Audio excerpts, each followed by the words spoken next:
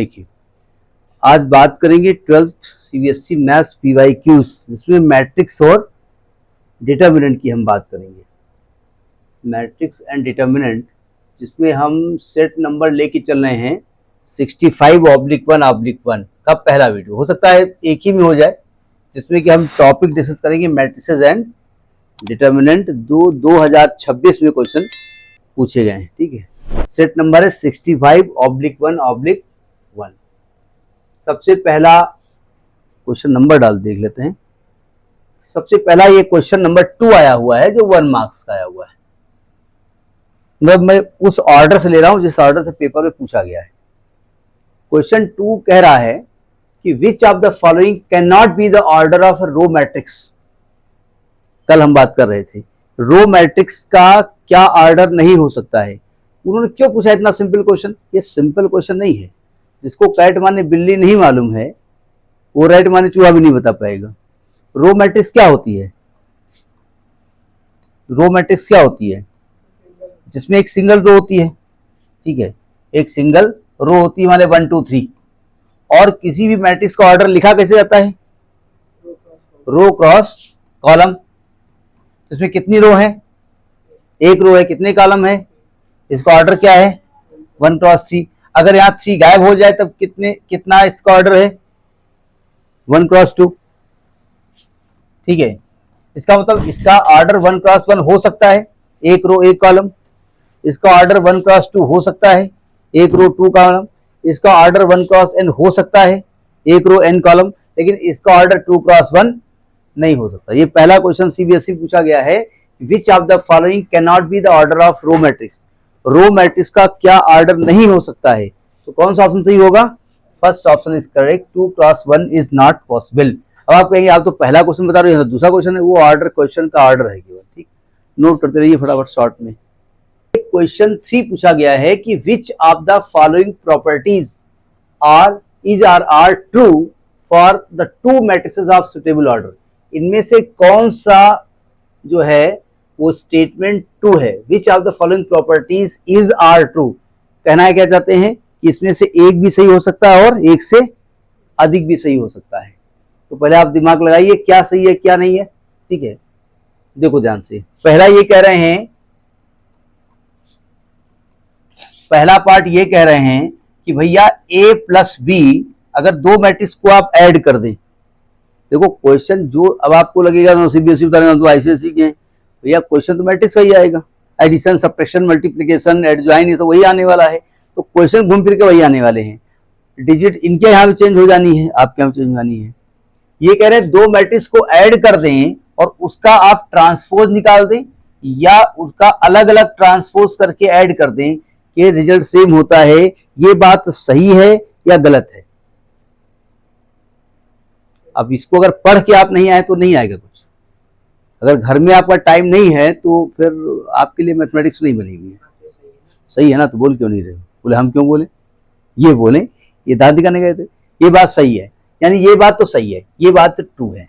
ठीक, तो पहला पार्ट तो इसका ट्रू हो गया। ठीक, चलिए दूसरा पार्ट ये कह रहे हैं कि ये बताओ कि a माइनस बी कर दें और माइनस करने के बाद ट्रांसपोज करें, या b transpose minus a transpose करने के बाद सही है? ये बात नहीं, सही नहीं है। वहां क्या बात थी? ये बात नहीं थी, वो बात थी a dash minus B dash, यानी ये बात गलत है, ये बात सही नहीं है, ये बात गंदी बात है। ठीक, नहीं गंदी बात तो गलत बात है। तीसरी बात ये कह रहे हैं कि ये बताओ, देखो है कुछ नहीं, जिसको हल्की सी प्रॉपर्टी उन्होंने दिखी है, इसको धीमा से धीमा है। ये कह रहे हैं अगर दो मैट्रिक्स का मल्टीप्लाई करोगे और ट्रांसपोज करोगे, या A transpose into B transpose, बात सही है? ये बात भी सही नहीं थी। इसमें क्या था? इसमें B transpose into A transpose था, यानी ये बात भी गलत है। ठीक, फोर्थ पार्ट क्या कह रहे हैं? अब आप कहेंगे एक बात सही तो हो गई है, हो सकता है दो बातें सही हो, क्योंकि उन्होंने पहले दे रखा है कि इज ट्रू और आर ट्रू, एक से अधिक भी ट्रू हो सकता है। चौथी बात ये कह रहे हैं कि ये बताओ, जैसे a इंटू बी इंटू के, मतलब दो मैट्रिक्स का मल्टीप्लाई किया और के से मल्टीप्लाई किया और इसका ट्रांसपोज क्या इज इक्वल टू के इंटू बी डैश इंटू ए डैश। ये बात सही है। हमने कहा था के से मल्टीप्लाई करने से कोई फर्क नहीं पड़ता है और ए इंटू बी डैश जब करते हो तो यहां ऑर्डर चेंज हो जाता है, यानी फोर्थ पार्ट इज सही, फोर्थ पार्ट आपका सही है। यानी कौन कौन से पार्ट सही है? पहला पार्ट सही है और फोर्थ पार्ट सही है। तो कौन सा पार्ट यहां सही है? D part is correct, first and fourth is correct. ये आपसे कह रहे हैं, समझ में बात है। फटाफट हल्का सा शॉर्ट नोट कर लिया करो कि क्या पूछा गया आपसे। क्वेश्चन नंबर 4, ये दो डिटर्मिनेंट हैं, कल बताया डिटर्मिनेंट के बारे में। ये है 100 020 003 और ये है आपका 1002 100 006। ये डेल्टा 1 है, ये डेल्टा 2 है। इसका मतलब दोनों डिटर्मिनेंट को आपको ओपन करना पड़ेगा, एक्सपेंड करना पड़ेगा, दोनों की वैल्यू निकालनी पड़ेगी और बताना पड़ेगा इसमें सही कौन है, कौन सा रिजल्ट सही है। तो पहले डेल्टा 1 निकाला जाए, डेल्टा 1 निकाला जाए। अगर डेल्टा 1 को ध्यान से देखें तो ये आएगा 100 020 003। एक बढ़िया सी बात बता दें, क्या इस डिटर्मिनेंट का कोई स्पेशल नाम दे सकते हैं आप? ये डायगोनल मैट्रिक्स है तो इस पर डायगोनल मैट्रिक्स एलिमेंट है, और जब भी डायगोनल मैट्रिक्स की बात कर रहा हूं और डायगोनल मैट्रिक्स का अगर डिटर्मिनेंट निकालना हो हमेशा इसका मल्टीप्लाई होता है। तो नहीं आपको मालूम है, आप रो के लांग खोल दो इसको, तो क्या करोगे? लिखोगे 1, रो कटेगा कॉलम कटेगा, 2 इंटू 3 -0 और फिर -0 + 0, यानी वैल्यू क्या आएगी? और डायगोनल मैट्रिक्स का डिटर्मिनेंट वैल्यू निकालने की जरूरत नहीं है, आप केवल इसका मल्टीप्लाई कर दीजिए। एक बढ़िया सी बात बता दें इसी साथ में, अगर किसी मैट्रिक्स में आपसे पूछने ट्रेस ए निकालिए तो ट्रेस ए का मतलब होता है प्रोडक्ट ऑफ डायगोनल। एक तरीके से इसकी वैल्यू भी है और ट्रेस ए भी है। खैर वो तो मैट्रिक्स की बात हो रही है, यानी पहले डिटर्मिनेंट की वैल्यू क्या आ रही है? 6, यानी इसकी वैल्यू क्या आ रही है? 6 आ रही है। ठीक, सेकेंड की वैल्यू निकाल लेते हैं। सेकेंड में किसी रो के लाइन खोल दो, 0 लोगे तो 0 आएगा, फिर -2 लिखोगे, रो कट गया कॉलम कट गया, कितना आएगा? 6 - 0 फिर -+0 आ जाएगा, तो माइनस का 12 आएगा ना, यानी इसकी वैल्यू क्या आएगी? -12। अब देखो डेल्टा 1 की वैल्यू आई है 6 और डेल्टा 2 की वैल्यू आई है -12 और आपसे कह रहे हैं डेल्टा 1 और डेल्टा 2 में क्या रिलेशन है। कभी कभी स्टूडेंट ये भी कंफ्यूज कर जाता है, तो एक काम करो, डेल्टा 1 और डेल्टा 2 को डिवाइड कर दो, 6/-12 1/-2 आएगा, तो डेल्टा 2 बराबर -2 डेल्टा 1। देख लो कहीं है, डेल्टा 2 बराबर -2 डेल्टा 1, ये हो गया। ठीक है, ये माइनस इधर भी लग सकता है, वैसे डेल्टा 2 डेल्टा 1 के नेगेटिव, मतलब अगर डेल्टा 2 डेल्टा 1 को माइनस कर दें और 2 से मल्टीप्लाई कर दें तो वैल्यू क्या आ जाएगी? डेल्टा 2 आ जाएगी। तो ये रिजल्ट सही है। 1 नंबर क्वेश्चन था, कुछ है दम? बोला ऐसे क्वेश्चन आ जाए पूरे, हाँ दे तेरे के 100 में से 105 नंबर। एग्जामिनर का कैसे बोले, जो मल्टीपल चॉइस वो होते हैं ना ऑप्शनल वाले, मल्टीपल वो उसमें वो हम कर डालें। ठीक, नोट करिए इसको। ये 5th क्वेश्चन पूछा गया है कि one of the value of x for which cos x sin x minus cos x sin x is equal to 1 is what। यानी आपको इस डिटर्मिनेंट को सॉल्व करना है और one of the value of x पूछा है, वन ऑफ द क्यों पूछा अलग की बात है, यानी सॉल्व करके आपको x की वैल्यू निकालनी है। सॉल्व करो इसको, तो सिंपली क्या करो, डिटर्मिनेंट को खोल दो। कैसे खोलोगे? इसका ऐसे मल्टीप्लाई करोगे, क्या आएगा? sin x into cos x, minus लगेगा, इसका करोगे तो माइनस आएगा तो प्लस हो जाएगा, sin x into cos x is equal to 1। ये आएगा 2 sin x into cos x is equal to 1। ये कुछ लिखा हुआ है, ये sin 2x का फॉर्मूला लिखा हुआ है, तो sin 2x is equal to 1। 1 sine में कितने एंगल की वैल्यू होती है? अब यानी कि sin 2x is equal to sin π/2, तो 2x इज इक्वल टू π/2, तो x इज इक्वल टू π/4, तो इसका एक वैल्यू होगी π/4 is your right answer, B is the right answer. अब आप कहेंगे भाई इन्होंने वन ऑफ द क्यों कहा? सुनो ध्यान से, क्या साइन पाई बाई 2 की वैल्यू ही 1 होती है? नहीं भैया, साइन 360 प्लस पाई बाई 2 की वैल्यू भी साइन पाई बाई 2 होती है। साइन 360 प्लस पाई बाई 2 भी होती है।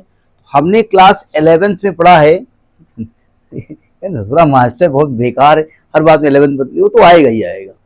हमने पढ़ा है कि अगर साइन थीटा बराबर साइन अल्फा हो तो थीटा की जनरल वैल्यू का फॉर्मूला था n pi plus minus 1 to power n into alpha, और जो अल्फा लिया जाता है साइन के केस में वो -90 से +90 के बीच में प्रिंसिपल डो में लिया जाता है। अब देखो यहां साइन 2x 1 है ना, साइन 2x 1 है, और 1 किसकी वैल्यू होती है? साइन पाई बाई 2 की, तो ये अल्फा हो गया जाकर के। तो अगर ये लगाएंगे तो आएगा 2x is equal to n pi plus -1 to power n into pi by 2, और जब x का मान निकालेंगे तो आएगा 1/2 बाहर कर दो तो आएगा n pi plus -1 to power n into pi by 2। तो आंसर ये भी आ सकता था। अगर आपसे कहते हैं what is the value of x, what is the value of x में ये जनरल वैल्यू है जहां n इंटीजर है, n क्या है? इंटीजर है, ठीक है। n को आप रखना शुरू करो 0 1 2 3 4, n की वैल्यू 0 1 2 लेना शुरू कर दो। जब आप 0 रखोगे तो पाई बाई 2 आ जाएगा, पाई बाई 4 आ जाएगा। जब 1 रखोगे तो अगली वैल्यू आ जाएगी, 2 में अगली वैल्यू आ जाएगी, यानी x की हर वो वैल्यू आएगी जिसके लिए साइन 2x की वैल्यू 1 होती है, ठीक है। तो आपसे ये क्वेश्चन भी दे सकता था कि find the value of x only, तो ये एक वैल्यू न दे करके जनरल वैल्यू भी दे सकते थे, इसलिए हमने इस क्वेश्चन को बताया, ठीक है। नोट कर लो इसको भी, यहां लिख दो general value of theta x, लिखो यहां पर जनरल वैल्यू ऑफ x, यहां पर आप लिख दो general value of x, general value of x। अगर ऐसा पूछते हैं तो ये पार्ट भी हो सकता है। ये 6 क्वेश्चन पूछा गया है। If a and b are skew symmetric matrices of same order, तो पहले कह दिया ऑर्डर सेम है, ठीक है। Then which of the following matrices are also skew symmetric, इनमें से कौन सी स्क्यू सिमेट्रिक मैट्रिक्स है? अक्कड़ बक्कड़ खेलने से काम नहीं बनेगा, दिमाग लगाइए, की कोशिश करो, सावधान। ये कह रहे हैं कि a and b are skew symmetric, तो यानी कि क्या मैं कह सकता हूं कि a dash is equal to minus a है और b dash is equal to minus b है? सही कह रहा हूं मैं? अब कह रहा है कि इनमें से कौन स्क्यू सिमेट्रिक है, तो कौन स्क्यू सिमेट्रिक है, इसका तरीका क्या हो सकता है? बोले तरीका एक तो हो सकता है कि बगल वाले पूछा भैया बताओ आंसर, बताओ, ने मारा बंदूक लेके, हमारे यहाँ बंदूक वाली है दुकान, मैं इन सबका ट्रांसपोज करता हूं, इसका भी ट्रांसपोज करूंगा, इसका भी करूंगा, इसका भी करूंगा, इसका भी करूंगा। जिसका ट्रांसपोज उसके बराबर आ जाए वो सिमेट्रिक, और जिसका ट्रांसपोज नेगेटिव आ जाए वो स्क्यू सिमेट्रिक, ठीक। अब सावधान, अगर मैं ए बी का ट्रांसपोज करता हूं, अगर मैं ए बी का ट्रांसपोज करता हूं तो ए बी का ट्रांसपोज होगा B transpose into A transpose, क्यों भाई? और बी ट्रांसपोज की वैल्यू किसके इक्वल है? माइनस का बी, क्यों? और ए ट्रांसपोज किसके इक्वल है? माइनस का ए, तो माइनस माइनस का मल्टीप्लाई करो तो बी इंटू ए आएगा ना। तो अगर ए बी का ट्रांसपोज बी इंटू ए कहो चाहे ए इंटू बी करो, सेम ऑर्डर चूंकि है, तो इसका मतलब ये स्क्यू सिमेट्रिक नहीं है, क्योंकि ये वैल्यू निगेटिव नहीं आ रही है, तो ये स्क्यू सिमेट्रिक नहीं है। तो पहली बात, पहली इज नॉट स्क्यू सिमेट्रिक, बात समझ में आ गई। सेकेंड पार्ट लेते हैं, सेकेंड पार्ट लेते हैं। सेकेंड पार्ट क्या कह रहा है? ए बी प्लस बी ए का ट्रांसपोज, दो मैट्रिक्स का सम का ट्रांसपोज तरीका क्या बताया गया था कि आप चाहो तो अलग अलग दोनों का ट्रांसपोज, ए बी का ट्रांसपोज प्लस बी ए का ट्रांसपोज कर सकते हैं ना। और ए बी का ट्रांसपोज क्या होता है? B transpose into A transpose, ये होता है ना, उल्टा हो जाता है ना, बात समझ में आ रही, पकड़ में आ रहा ना। और प्लस इसका क्या होगा? A transpose into B transpose, अभी हम बता चुके हैं बी ट्रांसपोज क्या होता है? Minus B, A transpose minus A plus minus A minus B, यानी ये आ गया B A plus A B. ये माइनस में नहीं आ रहा है ना, ये माइनस में नहीं आ रहा है, यानी ये भी स्क्यू सिमेट्रिक नहीं है। अच्छा, A plus B whole square होगा नहीं, A square plus B square plus 2ab होता है, वो भी नहीं होगा। तो इसको चेक कर लेते हैं, देखो ध्यान से।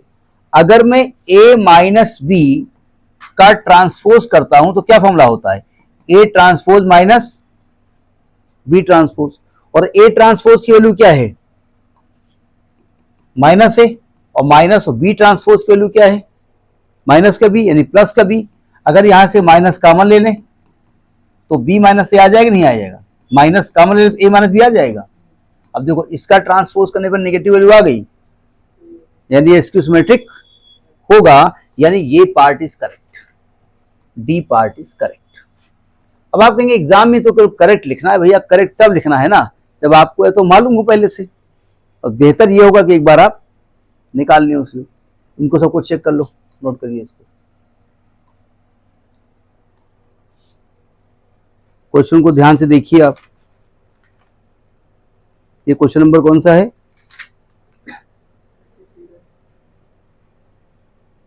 33 का ए पार्ट, 5 नंबर का है। इसके पहले कितने मार्क्स का हो चुका है, कितने क्वेश्चन हो चुके हैं, इसके पहले 6 क्वेश्चन हो चुके हैं, 5 हो चुके हैं, कितने हो चुके हैं, 5 हो चुके हैं। 5 नंबर, ये कितने नंबर का है, 5, कुल कितने नंबर हो गए, 10, यानी 10 नंबर का ये मैट्रिक्स और डिटरमिनेंट आने वाला है।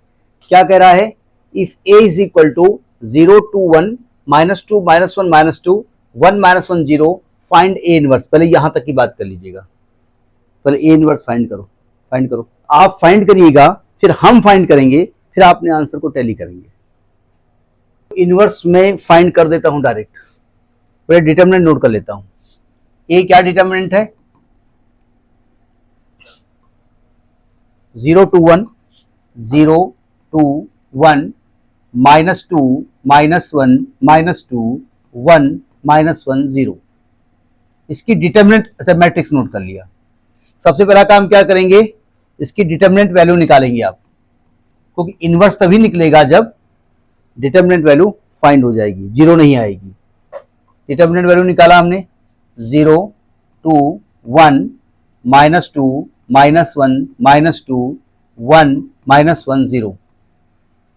क्या तरीका होगा, पहली रो से खोल दो इसको, 0 लिखेंगे तो ऑलरेडी 0 आने वाला है, फिर माइनस का 2 लिखेंगे, रो कटेगा कॉलम कटेगा, -2 × 0 0 माइनस, ये माइनस का 2 तो प्लस का 2 हो जाएगा, फिर प्लस का 1 लिखेंगे, रो कटेगा कॉलम कटेगा, तो -2 यानी 2 आएगा, माइनस प्लस 1 आएगा, यानी ये माइनस का 4 आएगा और प्लस का 3 आएगा, यानी माइनस का 1 आएगा, इज नॉट इक्वल टू 0। यानी डिटरमिनेंट वैल्यू कितनी आ रही है इसकी, -1 इज नॉट इक्वल टू 0 आ गया। मैं यहां नोट कर लेता हूं, यहां ऊपर नोट कर लेता हूं, determinant of A is equal to -1 is not equal to 0 हो गया। अब क्या करेंगे आप, इनवर्स निकालने के लिए क्या करना पड़ेगा, इसका कोफैक्टर निकालना पड़ता है, ठीक है। तो लेट इसको नोट कर लीजिए, इसको रब करेंगे, अपने आप नोट करिए। अच्छा तुम वेट कर रहे थे, हमारा नहीं वेट करेंगे आप, वेट करेंगे, हम ये नहीं करें वेट नहीं करेंगे। देखो हमने माना कि let cofactor of A is B, तो बी कैसे निकालते हैं, A11 A12 A13 A21 A22 A23 A31 A32 A33। अब बेहतर ये होगा कि आप एग्जाम में A11 A12 अलग से निकाल लें, ठीक है। मैं एक काम करता हूं, मेरे पास चूंकि ऑप्शन है इसलिए मैं निकालता हूं, A11 में निकालता हूं। कैसे होगा, ये रो कटेगा कॉलम कटेगा, कितना आएगा 0 माइनस प्लस का 2, A11 2 आएगा ना, क्यों माइनस का 2 आएगा, अरे क्या लिख रहा हूं, A11 निकालना है, A11 तो ये रो कटेगा कॉलम कटेगा, अच्छा हाँ माइनस का 2 आएगा, 0 माइनस का 2 आएगा, तो इसको यहां -2 लिख दें, क्यों चलेगा, आपने रब कर देना, हमारे पास ऑप्शन है इसलिए लिख रहा हूं। अब A12 निकालने जा रहे हैं, साथ साथ करिएगा, टाइम ना वेस्ट करिएगा। A12 में निगेटिव आएगा कि पॉजिटिव आएगा, प्लस माइनस, माइनस आएगा, माइनस लिख दिया आपने, रो काट दिया, कॉलम काट दिया, रो काट दिया, कॉलम काट दिया, इसका मल्टीप्लाई से क्या 0 आया, माइनस आया, और माइनस का 2 आया, तो प्लस का 2 हो जाएगा, तो ये माइनस का 2 आएगा, A12 माइनस 2 आ रहा है,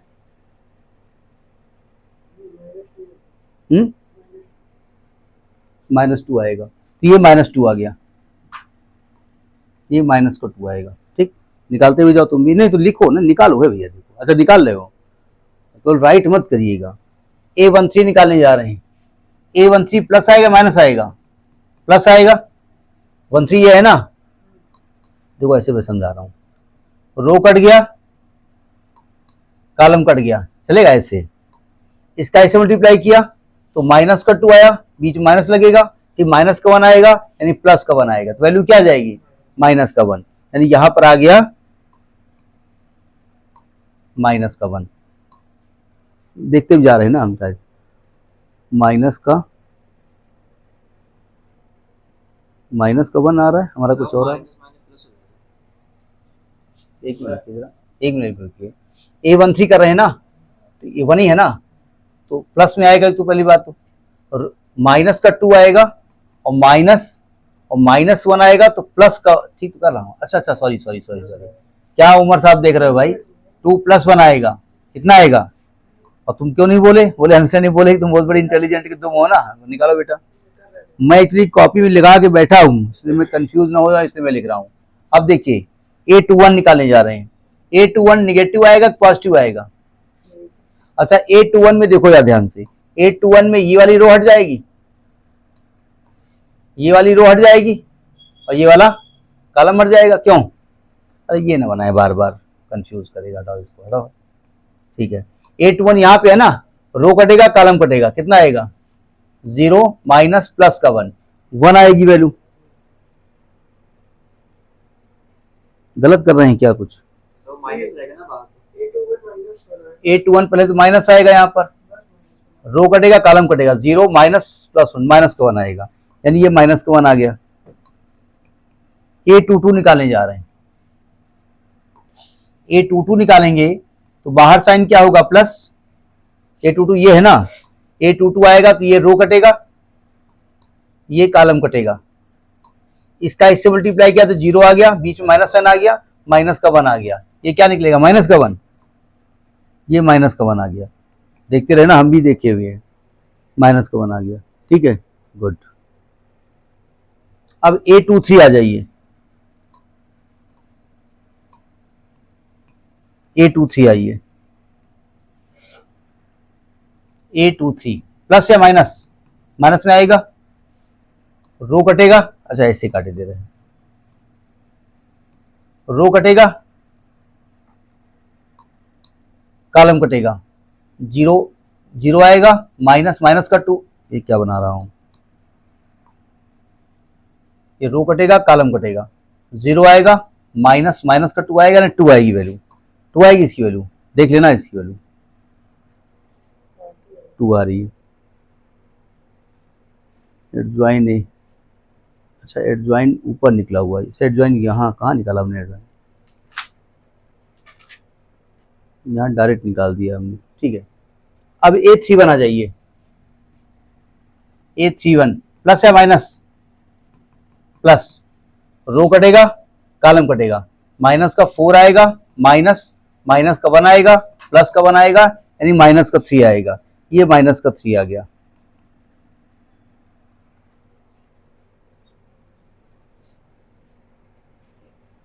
-2 -1 माइनस का 3, ठीक है, -2 माइनस, हाँ ठीक है। A32 निकालने जा रहे हैं, A32 प्लस है माइनस, माइनस आएगा ना, रो कटेगा कॉलम कटेगा, 0 माइनस, तो ये माइनस का 2 तो प्लस का 2, यानी माइनस का 2 आएगा, प्लस का 2 आएगा यहां पर, A32 तो माइनस आएगा, रो कटेगा कॉलम कटेगा, 0 माइनस का 2 आएगा ना,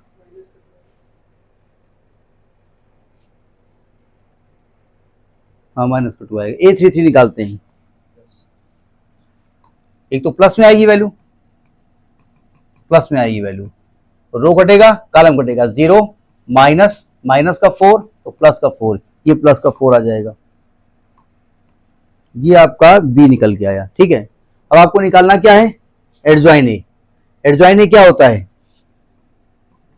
एडजॉइन ए होता है ट्रांसपोज ऑफ बी। बी को ट्रांसपोज कर दो, क्या आएगा, -2 -2 3 -1 -1 2 -3 -2 4, ये एडजॉइन ए निकल के आया। -2 -2 3 -1 -1 2 -3 -2 4। ठीक है, और ए इनवर्स क्या होता है, adjoint A upon determinant of ए।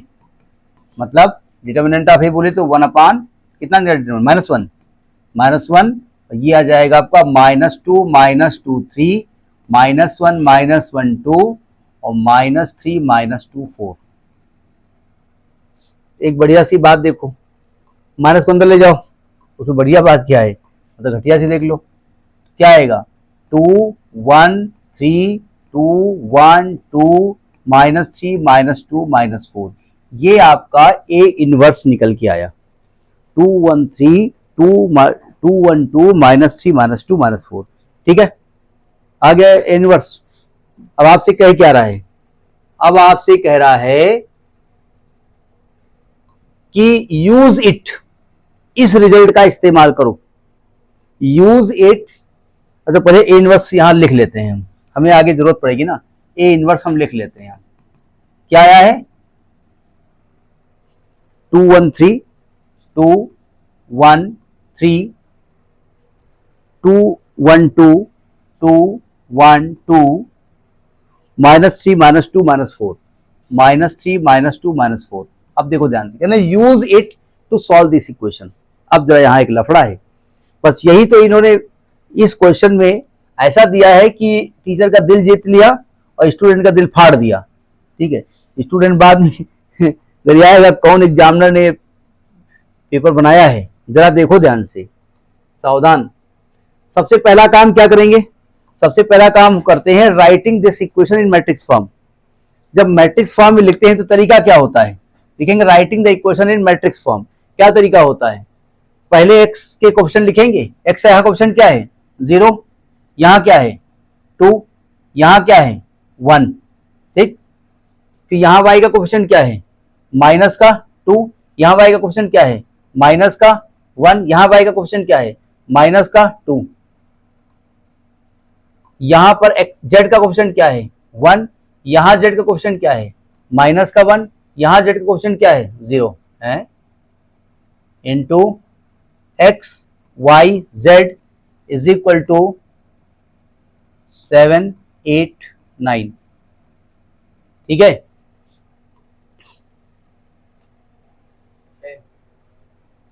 7 8 10। तो यही ए आ रहा है।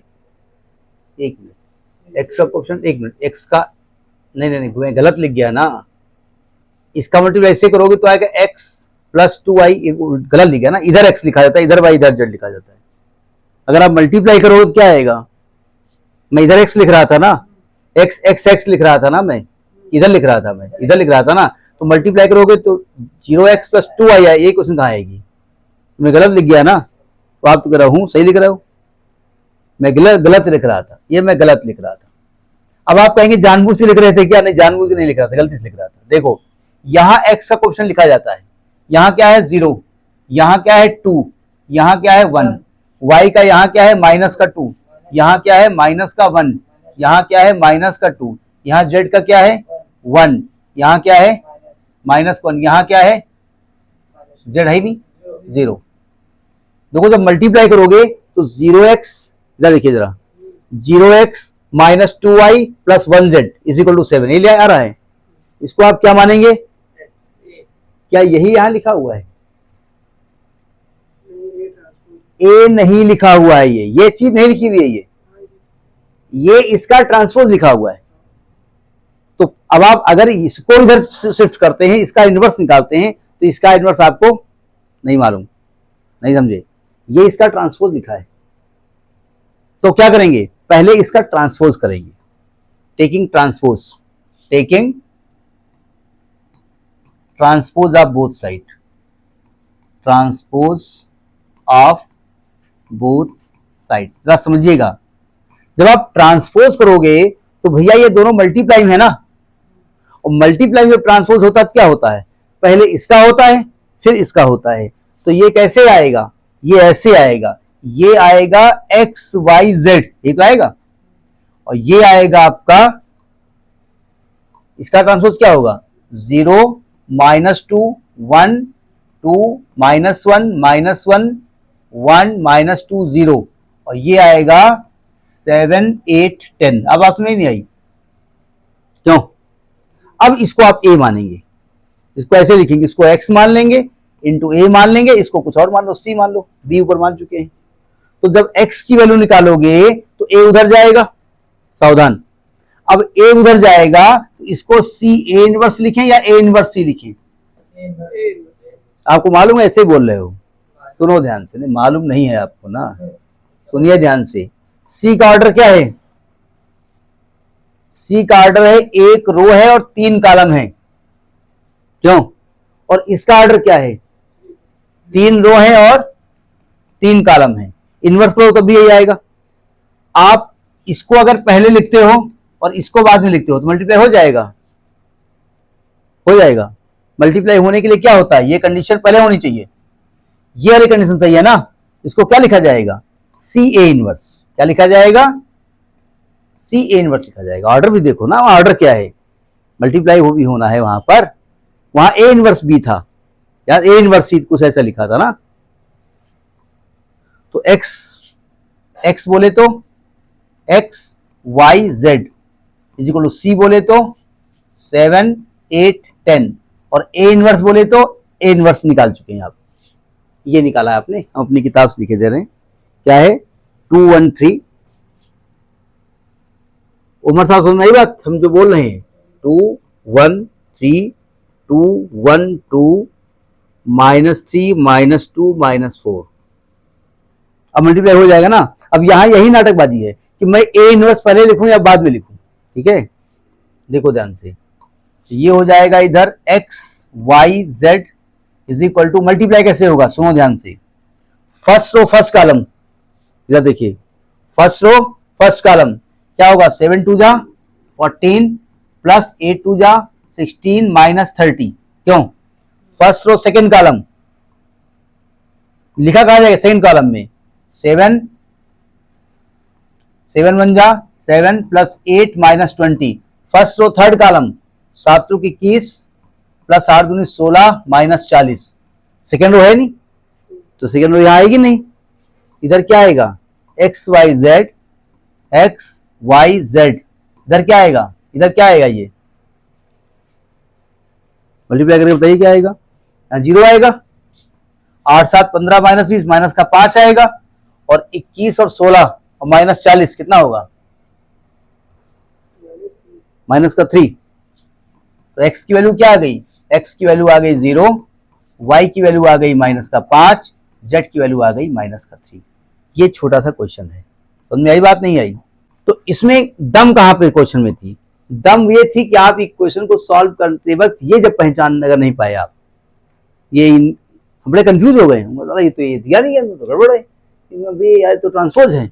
अब ट्रांसपोज, अच्छा ट्रांसपोज कर दिया, ट्रांसपोज बाद हमको ये भी देखना पड़ेगा इनवर्स बाद में लिखा जाएगा इसमें या पहले लिखा जाएगा, क्योंकि मल्टीप्लाई भी पॉसिबल होना चाहिए, ठीक है। तो ये 33 का जो आपने ए पार्ट किया, तो इसमें था 5 नंबर का था ए पार्ट करो या बी पार्ट करो, या बी पार्ट यानी या में आता है।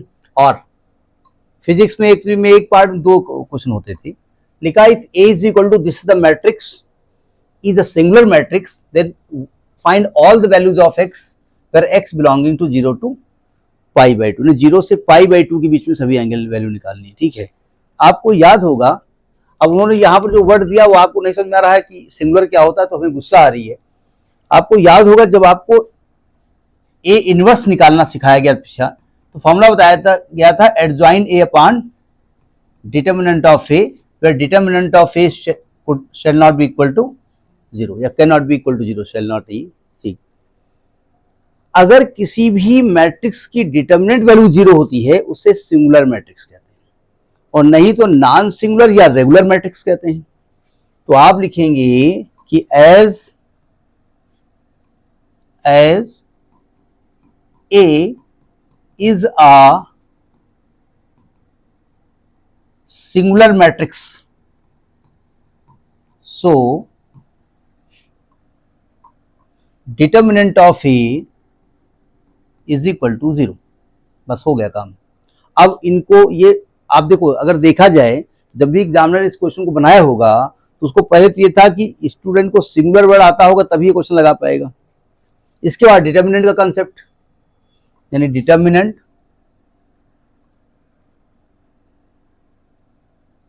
-7 -11, 3 -7 -11, -147 -147, sin 3x cos 2x, sin 3x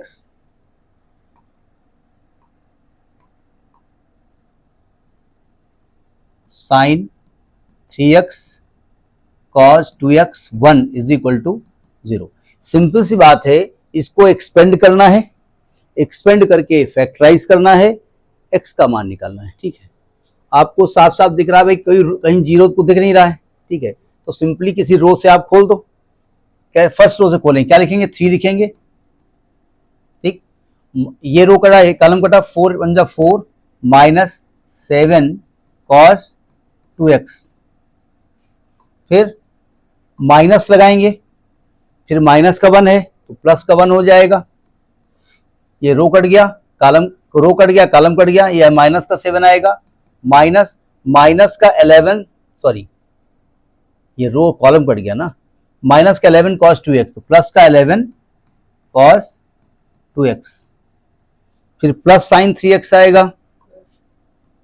गलत हो तो बता देना।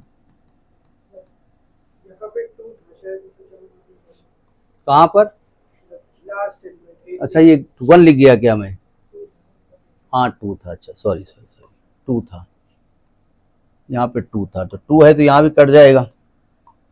3 लिखा, रो कट गया, कॉलम कट गया, 4 2 जा 8, यहाँ पर आ जाएगा 8 -7 cos 2x, फिर प्लस का 1 लिखा, रो कट गया, कॉलम कट गया, ये 14 आ जाएगा, माइनस का 14 प्लस 11 cos 2x, प्लस का sin 3x, रो कट गया, कॉलम कट गया, माइनस का 49 और माइनस माइनस प्लस का 44 इज इक्वल टू 0। अब डिटर्मिनेंट और मैट्रिक्स की का काम खत्म। अब ब्रैकेट खोल दो, 8 × 24 माइनस 8 सते, क्या लिख रहा हूं भाई, 8 × 24 3 सते 21 cos 2x, प्लस का माइनस का 14 प्लस का 11 cos 2x, और ये माइनस का 5 आएगा, तो माइनस का 5 sin 3x। अब देखो 34 - 14 20, क्या कर रहा हूं मैं, अरे वाजपेयी जी 824 बोला था हमने, तो 24 - 14 कितना होगा, और सही है ना, कितना आएगा, 10 आएगा, 10 माइनस 21 cos 2x, और ये कितना आएगा, माइनस का 10 cos 2x और माइनस का 5 sin 3x is equal to 0। अब देखो मैं यहां से इन दोनों से 10 कॉमन ले लेता हूं, क्या बचेगा, 1 - cos 2x माइनस का 5 sin 3x is equal to 0। Calculation की गड़बड़ ना हो, क्योंकि उस क्वेश्चन को मैंने लगाया है, यहाँ पर माइनस का 4 sin 3x आ रहा है, पता है, देखा जाएगा, 5 है ना, सही है ना, ये लिखा 7 × 49 11 × 44, हाँ ठीक है। अब आप जानते हैं cos 2x का सबसे बड़ा दुश्मन कौन होता है, 1 होता है, तो यहाँ 1 को काट दोगे तो 1 - 1 + 2 sin² x माइनस का 5 साइन 3x का फॉर्मूला क्या होता है? 3 sine x minus 4 sine cube X. 3 sine x minus 4 sine cube X is equal to 0। देखिए 1 से 1 कट गया, कितना आएगा? माइनस का 20 साइन स्क्वायर एक्स माइनस का 15 sine X minus minus plus का 20 sine cube X is equal to 0। Multiply सही आ रहा है? नहीं, हम इतना गंदा लिखे हैं कि हमको खुद ही नहीं मालूम हम लिख के आ रहे हैं। यहां से देखिए नंबर्स में 5 कॉमन है।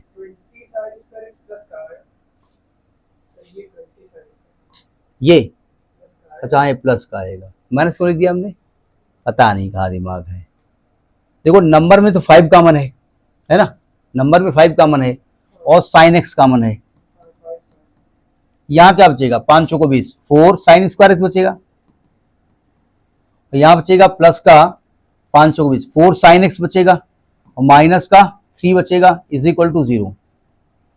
अब ये हम देख लेते हैं। अरे अरे नहीं, हाँ अरे ठीक है, सही है। जितना गंदा लिखा तब भी सही है। फैक्टराइज कर दो। 5 साइन एक्स 4 3 जा 12, 12 के ऐसे फैक्टर जिनका डिफरेंस 4 और 6 2, तो 4 sine square X plus 6 sine X minus 2 sine X minus 3 is equal to 0।